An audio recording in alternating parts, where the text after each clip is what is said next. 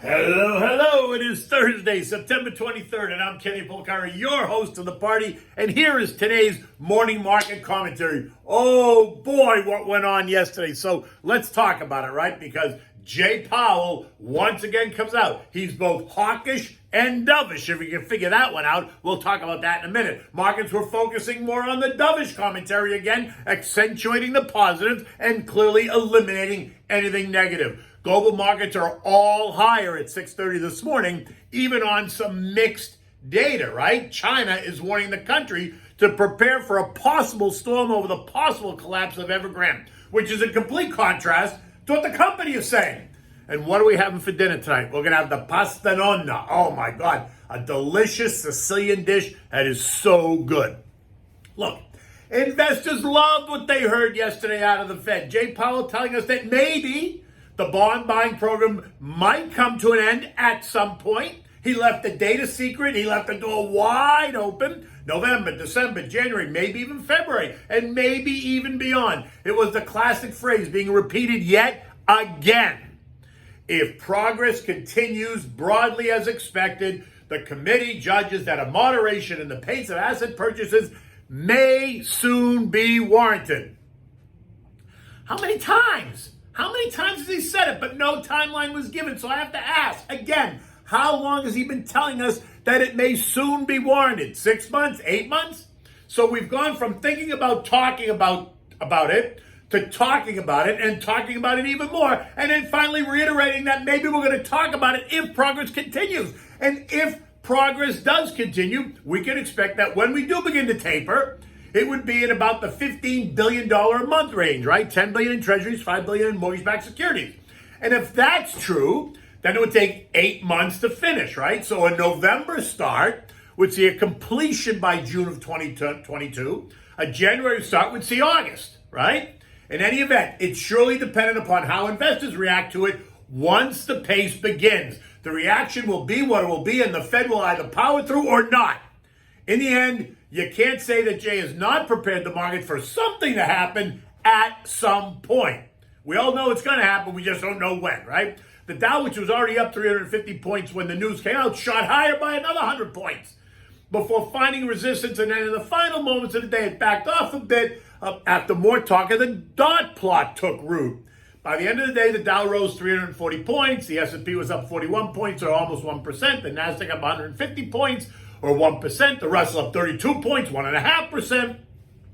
Yet the transports lost ground, losing 63 points, or 0.5%, which was very interesting. And then it was all about the dot plot. And by now you know what the dot plot is. And if you don't, here is a very elementary definition. A dot plot is a statistical chart of data points plotted on a simple scale, right? Just think about, little circles on a graph paper, what you used to do in elementary school, right? So when the Fed creates their dot plot, they have all the members of the Fed draw a little circle on a piece of graph paper about what their expectations are for future rate increases. And then they publish a graph so that the financial markets are not surprised about what the thinking is inside the Fed. It's all very complex, right? It's very interesting, actually, when you think about how they do it. As of June, the dot plot showed, as of June 2021, the dot plot showed that 7 out of 18 Fed officials were predicting a June 2022 start to a rate hike, right? It was a minority view, only 38% of the members, while the others seemed to think that it was a 2023 event. But with inflationary pressures building each day, what we saw yesterday was a slight change of heart. Apparently, more members of the Fed are now more concerned about inflation and expect an increase by the end of 2022 versus 2023, and then more to follow in 2023. Also understand that the makeup of the FOMC committee will change in January. And with that, it may force a change in policy. So think about this for a minute. Chicago's Charlie Evans, San Francisco's Mary Daly, Atlanta's Rafi Bostic, and Richmond's Tommy Barkin are all coming out, being replaced by Cleveland's Lorraine Mester, Boston Eric Rosengren, St. Louis' Jimmy Bullard, and Kansas City's Esther George. And what they think may be very different than what the current slate of members think. So it's all very fluid. Things could change on a dime or not. So grab the popcorn and just settle in, because this is going to be a very interesting show. The other thing that apparently went unnoticed was the language that Jay chose to use. Did you hear what he didn't say? I mean, did you hear him say once that he still thinks inflation is transitory? He didn't say it not once, right? Is that a subtle hint? Does that suggest, it suggests to me that the whole idea of this that transitory inflation is far from transitory, and that confirms the thinking inside the Fed and the change of the dot plot graph. Don't you find it interesting that he deleted that word from the commentary? I mean, even a little bit, suddenly transitory is no longer in the language. The 10-year Treasury yield ended yesterday at 1.33%, right in line. Gold is trading at $17.70. Oil spiked by 2% yesterday to end the day at $72.15 as crude inventories fell because demand rises. See, that's the classic supply-demand issue that you learn in high school economics class 101.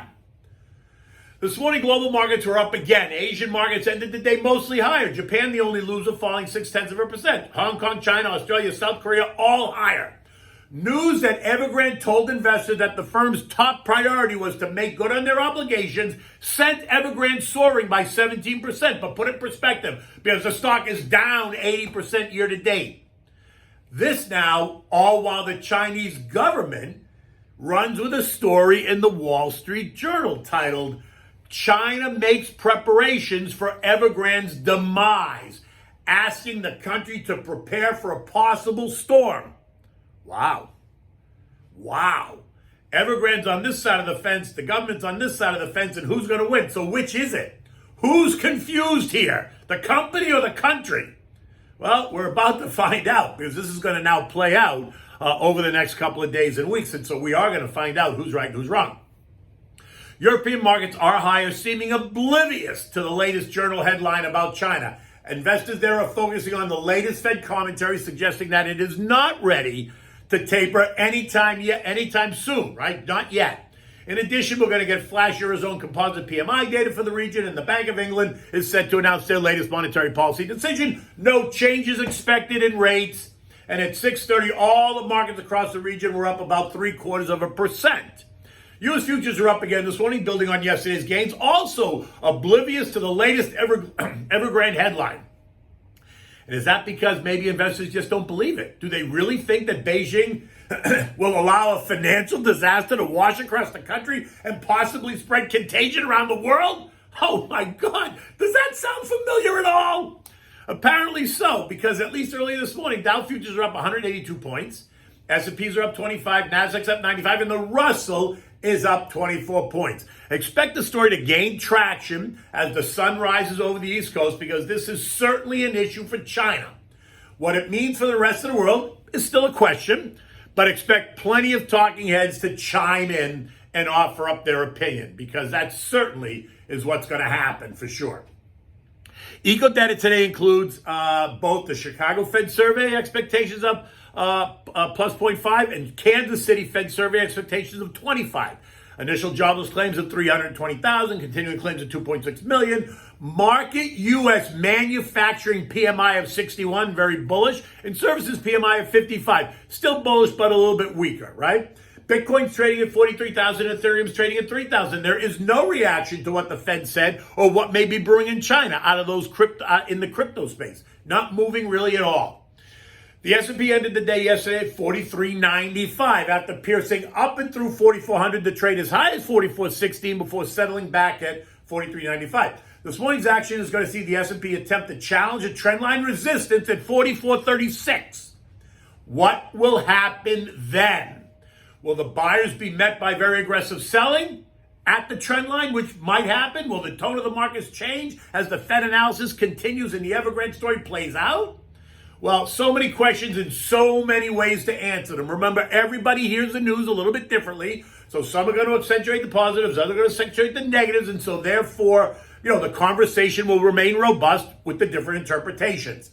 Now, remember, you can text the word invest to 21,000 on your cell phone. You can get my digital business card downloaded right to your cell phone. Feel free to download it, send me off an email or a text, even call me. I'm always happy to engage. Talk about the markets, talk about planning, talk about thoughts, concerns, ideas, history, whatever you want to talk about, I'm happy to do it. You can also find me on Twitter at Kenny Polcari, on my Instagram at KennyP1961, and now on TikTok at Kenny Polcari. So what are we having for dinner tonight? The pasta nonna. Oh my God, it's delicious. It's a great dish, right? And many restaurants define it really as your Sicilian grandmother's favorite. And it is a typical Sicilian dish. And yes, my grandmother was Sicilian and she used to make it too. Although we never called it pasta nonna, we just called it rigatoni with eggplant. It's comfort food, right? It's simple to make. You serve it with, and you serve it, and then you serve it with your favorite Chianti.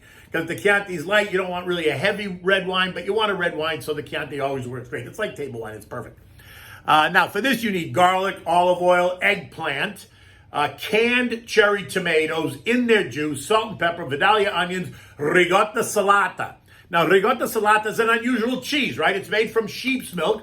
The curds in the whey are pressed together and dried before aging, giving it a very dense texture, very salty, milky. It almost looks like feta cheese, but it's drier. It's not creamy like ricotta cheese at all, right? It's dry. You're going to bring a large pot of salted water to a boil on the back burner and then just leave it there until you're ready to use it. In a large deep dish frying pan, you're going to heat up some olive oil, add in a couple of slices of garlic cloves and saute it. Now add in, 2 medium or 1 large diced Vidalia onion. Continue to saute it until it's soft and translucent. You know the drill, 8 to 10 minutes. Next, add in 4 12-ounce cans of cherry tomatoes in their juice. Turn the heat to low, let it simmer, season it with salt and pepper, and with the back of the slotted spoon, you can crush some of the cherry tomatoes to make it a little bit chunky while keeping other tomatoes whole, right? They'll melt, don't worry about it. Taste it, season it again if you need to. Now, in a food processor, you want to make the garlic paste. So add 6 or 8 garlic cloves and some olive oil. Blend it well. You want to add enough oil. You don't want it to be dry. It's got to be a little bit wet because you're going to toss the eggplant in it. Now, dice the eggplant, leaving the skin on. Cut the eggplant in half and then cut each half into 1-inch strips and then cut across to form little cubes, right? You want bite-sized cubes.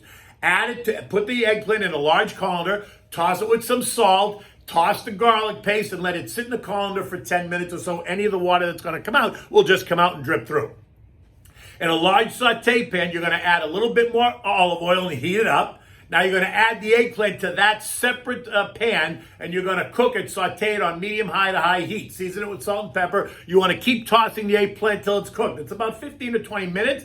Make sure you don't want to burn it, right? When you're complete, when it's cooked, you're going to add the eggplant to the tomatoes in that other large frying pan, right? If you need to add a little bit of water, just hold off until you get the pasta water because that's always better. Now, add the pasta. Use rigatoni because it's a nice, large, and beefier pasta and it screams for hearty sauce. In this case, you're using chunks of sauteed eggplant and cherry tomatoes, so it works well with the rigatoni. Cook it until it's al dente, maybe 8 to 10 minutes. Strain the pasta, always reserving some of the pasta water. Return to the pot, add a little bit of water back to the pasta just to moisten it, and now take the pasta and add it directly to the tomatoes and eggplant. Allow it to blend for 5 minutes. Keep the heat on low. Let it simmer. Toss it so the pasta and the eggplant really mix well together. And then when you serve it, you want to serve it in warm bowls and you want to take shaved ricotta salata cheese and just put it on top. Don't mix it into the dish yet. Leave it shaved on top and let your guests mix it into their own pasta, right? You can always leave that on the table if they want more. And you can always, by the way, have a bowl of fresh grated Parmigiana cheese on the table too, because you know me, you can never have enough cheese, whatever it is, whether it's Parmigiana, ricotta salata, Romano, whatever it is, you can never have enough. And like I said, serve this with like a table wine, right? It's nothing fancy, like a Chianti. It's perfect for this dish, right? And for me, when I have it, it brings me home again, right? It brings me back to my grandmother's house when I was a child. In any event, the day is just starting. The sun is out here in southern Florida. It's going to be another gorgeous day. Take good care. Until I see you tomorrow, goodbye.